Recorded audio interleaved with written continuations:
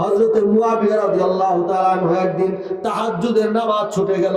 পরের দিন এত কান্নাকাটি করলেন, এত কান্নাকাটি করলেন, আল্লাহর কাছে বললেন, আল্লাহ গো, কি উপায় আমার আফসোসের শেষ নাই। আমি তাহাজ্জুদের নামাজ আদায় করতে পারলাম না।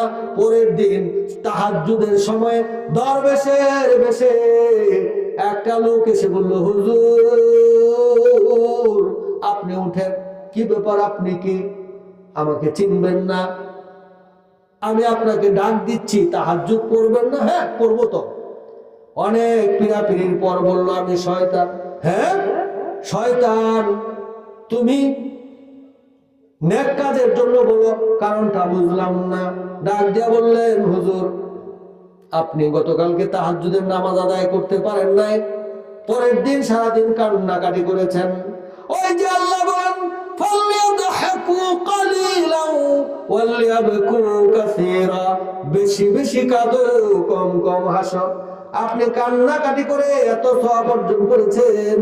তাহাজ্জুদের নামাজ আদায় করলে যতটুকু সওয়াব হতো তার চেয়ে বেশি আল্লাহ পাক খুশি হয়ে গেছেন। আমি চাই না আপনি বেশি সওয়াবের অধিকারী হন, এই জন্য আজকে আপনাকে ডাকতে এলাম। মকবুল তো হে সাজ হে, কাবিল তো বহুত হ্যায়। मकबूल तो है साज है, काबिल तो बहुत है। आईना के मानंदे तो नहीं, दिल तो बहुत है।